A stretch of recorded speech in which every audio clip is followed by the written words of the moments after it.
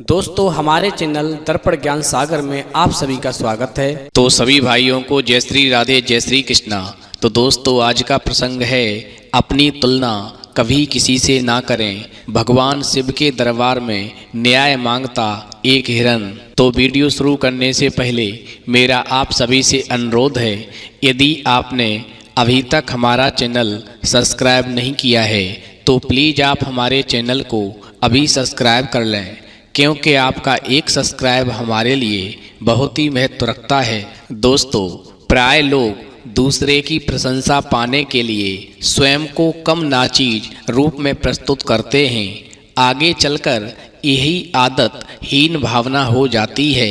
जैसे एक आम शक्ल सूरत की महिला दूसरी खूबसूरत महिला को देखकर हीन भावना से ग्रसित हो जाती है।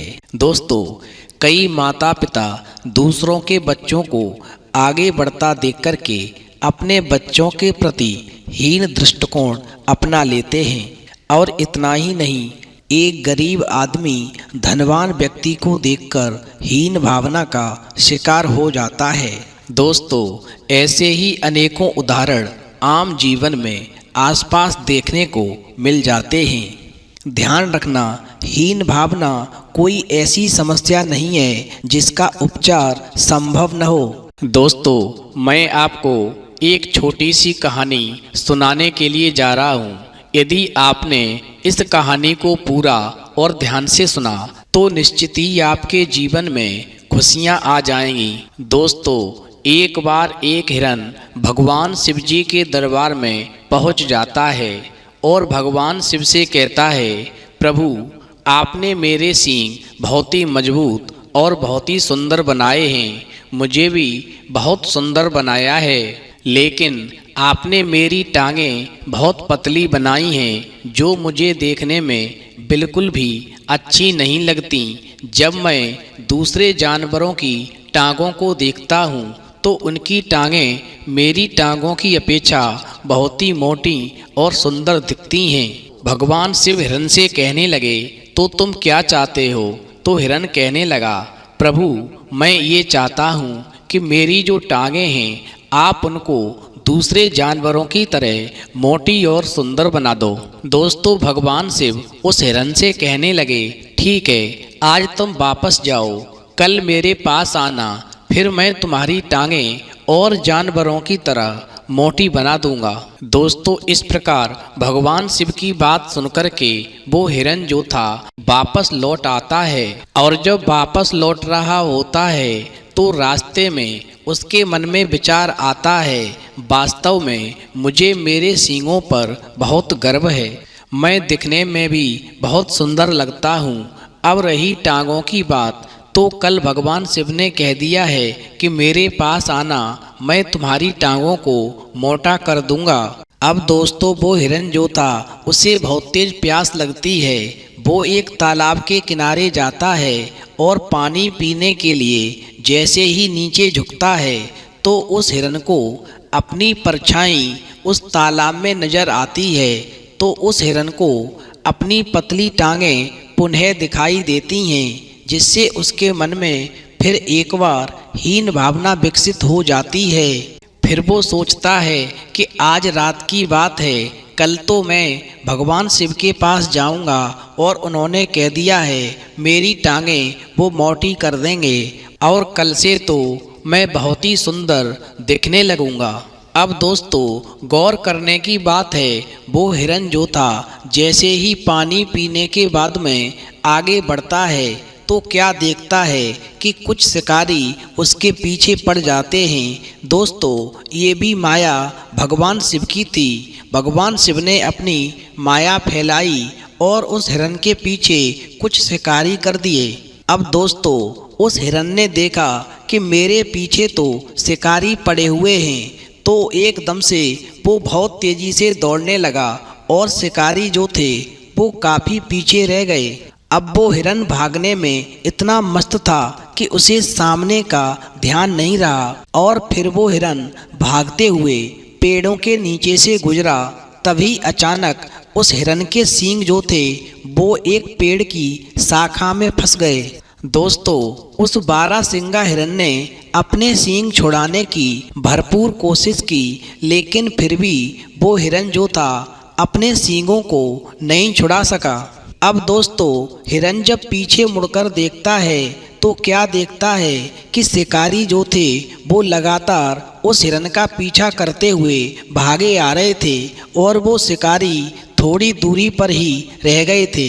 दोस्तों, अब उस बारहसिंगा हिरन ने खूब कोशिश की, तो कोशिश करने के बाद में बड़ी मुश्किल से उसने अपने सींग छुड़ाए और एकदम से वहाँ से जान बचा कर के एक सुरक्षित स्थान पर पहुंच गया। जब वो बारहसिंगा हिरन एक सुरक्षित स्थान पर पहुंच गया तो मन में सोचने लगा कि मैं कितना बड़ा मूर्ख हूँ। जिन सींगों की खूबसूरती पर मैं इतना इतराता था, आज उन्हीं की वजह से मैं भारी संकट में फंस गया था।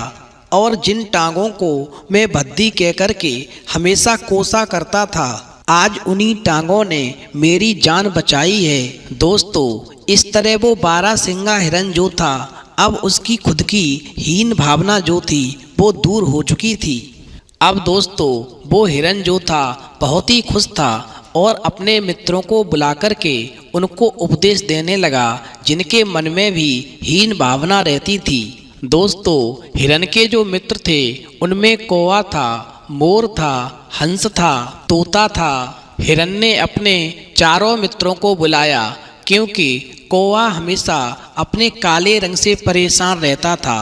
दोस्तों, ऐसे ही हंस जो था वो भी अपने सफ़ेद रंग से परेशान रहता था, क्योंकि वो कहता था जब भी मैं तालाब में तैरता हूँ तो लोग सेल्फी लेते हैं, अपने साथ में मेरी फ़ोटो खींचते हैं, लेकिन मेरा रंग सफ़ेद होने की वजह से मेरी तस्वीर अच्छी नहीं आती। इसी प्रकार तोता भी कहता था कि मेरा रंग हरा है, मैं तो पत्तों में छुप जाता हूँ, लोग मुझे ढूंढ ही नहीं पाते हैं। दोस्तों, इसी प्रकार मोर के मन में भी हीन भावना थी। मोर हमेशा कहता था कि मेरे रंग बिरंगे पंखों को देख कर के लोग नोच कर के फेंक देते हैं और बाजार में जाकर के इनको बेच कर के अपना परिवार पालते हैं।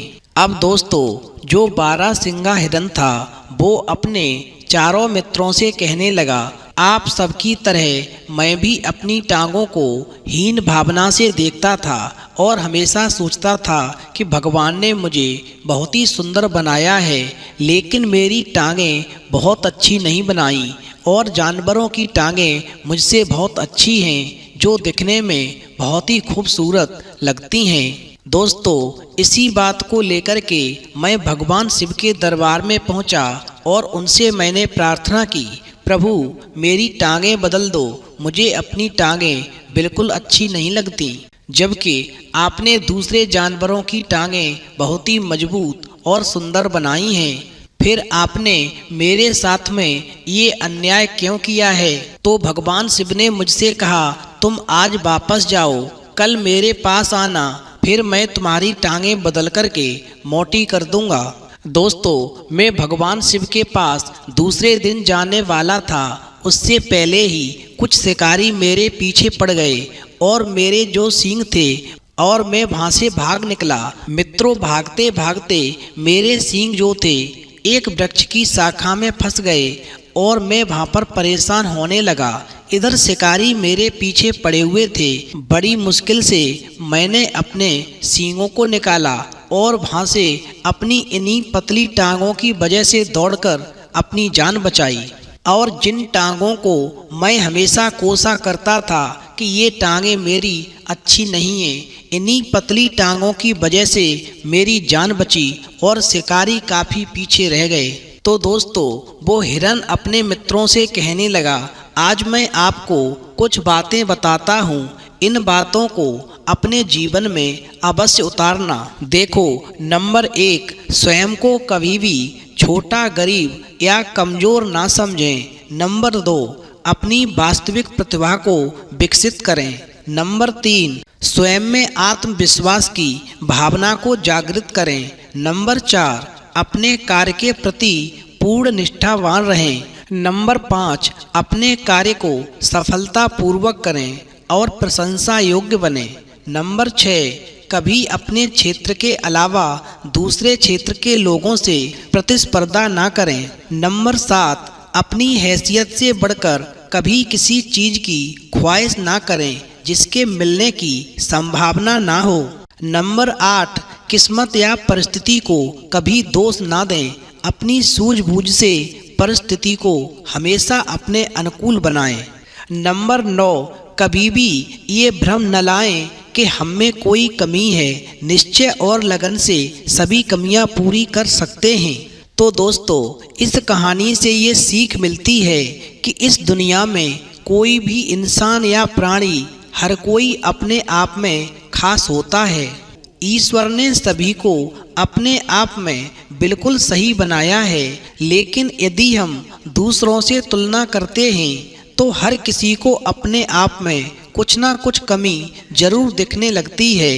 लेकिन हमेशा ध्यान रखना, हम सभी को खुद की दूसरे से तुलना करके खुद को कभी भी हीन भावना का शिकार नहीं होने देना चाहिए। हमें ये विश्वास रखना चाहिए कि हम जैसे भी हैं सर्वश्रेष्ठ हैं, हमारे जैसा कोई दूसरा नहीं है।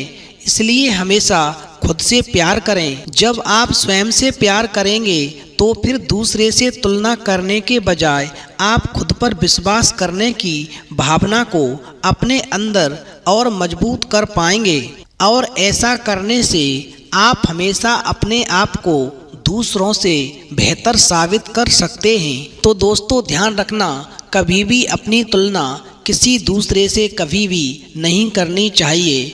तो यदि आपको हमारी वीडियो पसंद आई हो तो प्लीज़ आप हमारे चैनल को अभी सब्सक्राइब अवश्य करें, क्योंकि आपका एक सब्सक्राइब हमारे लिए बहुत ही महत्व रखता है। तो दोस्तों, इस वीडियो में इतना ही। फिर मिलेंगे एक नई वीडियो में नए प्रसंग के साथ। तब तक के लिए जय श्री राधे, जय श्री कृष्णा।